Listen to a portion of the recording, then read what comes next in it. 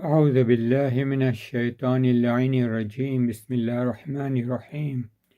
In this part of our talks on environmental themes and issues through the eyes of Nahjul Balagha, the series of sermons of our beloved Imam Amir al-Mu'mineen Ali ibn Abi Talib, the successor of the Holy Prophet, Salawatullahi alayhi wa Allahumma salli ala Muhammadin wa alihi. We are going to talk in this part about the locust. So we see that in Sermon 185 of Nahjul Balagha, Imam Ali alayhi salam gives the example of the locust.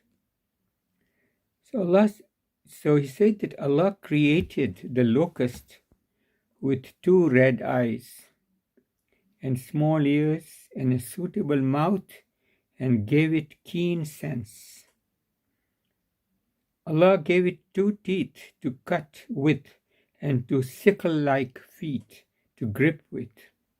So Allah gave all the facilities to the locust, a very small insect, to be able to earn its own livelihood to eat.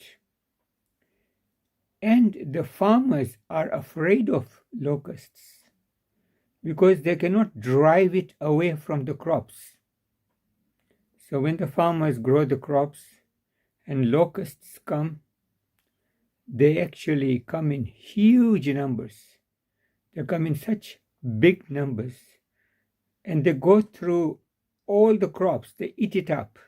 As Imam has said, they've got two very sharp teeth to cut with, and they've got two sickle-like feet to grip with. So they grip onto the crops, the plants, and simply eat it up. And the farmers cannot drive it because they are so huge in numbers. They come in hordes and hordes and miles of them.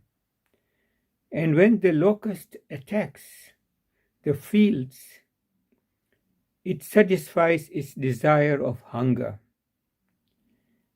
It is able to satisfy its desire of hunger by eating through the fields. And clearly when the locusts go through the fields, they actually spoil the crops. That is absolutely so. But Allah subhanahu wa ta'ala has created it and given it certain characteristics.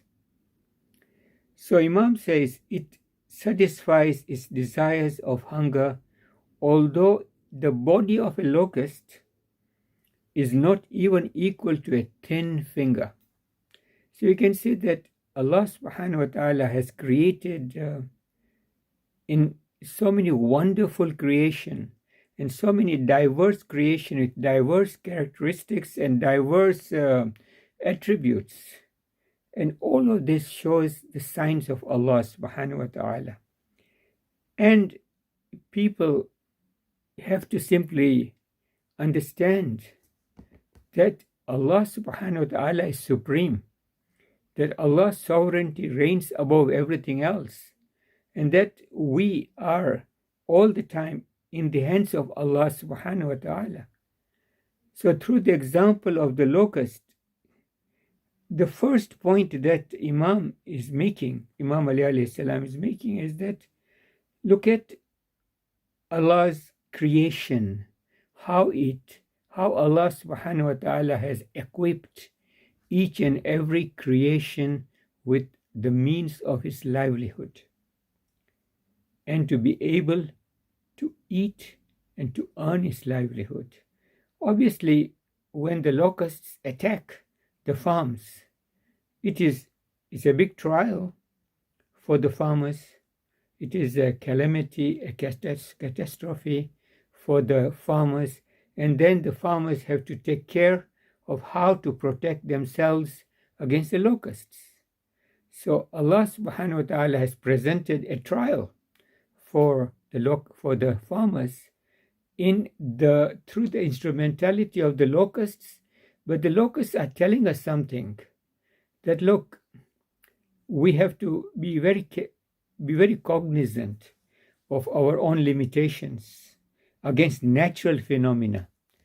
When it comes to earthquakes, when it comes to tidal waves, when it comes to tsunami, when it comes to tornadoes, when it comes to hurricanes, we have to be careful and cognizant of the fact that in front of Allah's creation, in front of phenomena which is natural,